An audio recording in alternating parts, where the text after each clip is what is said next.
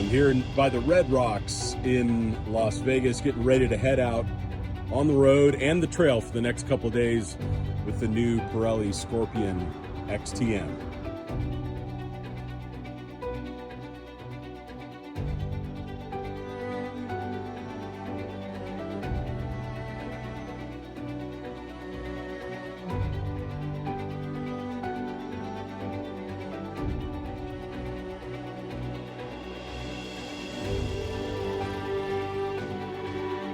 All right, so this set here is actually on one of Emily's Ford Rangers, and this has got about 17,000 miles on it, as I understand. It's been in the Rebelle Rally. It's done a bunch of trainings, and you can see there's a little bit of loss of tread depth, but what I'm really surprised by is there's almost no chunking or tearing of the outer lugs. So you've got a lot of lug integrity, and a lot of that's because of the way that the shoulder is integrated from the sidewall into the outer lugs. But also the tread face itself is showing almost no chunking or tearing, just some normal tread wear. And I'm also surprised, given the amount of siping and the fact that the sipes in many cases go all the way to the edge of the tread block, that we're not seeing more chunking or tearing. So it really speaks to the technology in this tire. All right, so we're rolling down the highway here in Death Valley. Now this is a very nice road. It's recently been finished, asphalt, which normally gives you a little bit more noise than you would on most concrete, but quiet tire overall. I'm noticing that we're not getting a lot of feedback from the tire on expansion joints in the road or on earlier sections of the drive. So it's got a nice rounded input. So we're seeing a very low overall NVH signature out of the tire. They've done a good job with having variable sizes in their tread blocks. So they've done a good job of frequency and sound tuning on the tire, which is expected from Pirelli. They're going to be, as a premium brand, they're going to be really looking towards noise. And I'm seeing that, but also the fact that it has characteristics of a traditional all-terrain, a little bit more open lug pattern for improved mud performance and mechanical keying in the rocks. So I'm excited to see how it does on the dirt tomorrow.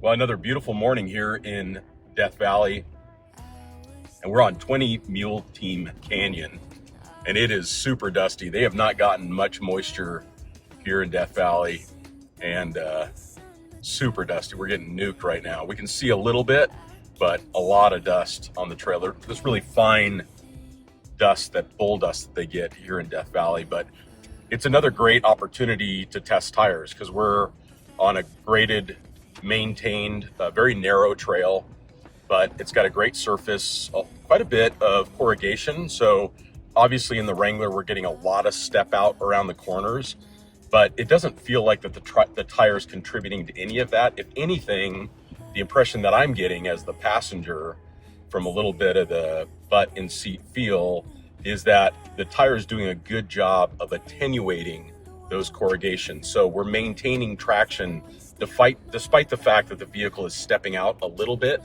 just because of the fact that it's solid axle and it's going to be a little bit slower to respond to those corrugations in a corner. But the tire overall seems to be like a complement to something like a Wrangler. So it would be a great choice for someone who is doing a lot of highway miles, but still wanted off-road performance, off-highway performance out of their vehicle. This is also going to be a great fit to something like the new Lexus Overtrails. I'm thinking, like, what a perfect tire, premium tire for a premium vehicle and brand. And because these new Overtrail packages have locking differentials, and in the case of the 700H, you have triple locking diffs, having a more aggressive all-terrain than's fitted from the factory with a more robust shoulder and a more robust outer lug pattern, I think would just be an advantage to a vehicle like that. But then it would still be quiet when you're driving it daily and you want that a little bit more refinement that you get from a Lexus. So stoked, going to be in the Rivian R1S. This is my favorite of the EVs. They're not only are they elegant looking, but they are just a joy to drive, and they got good range. So over 300 miles of range. We've actually driven one of these to the most remote point in the lower 48 states.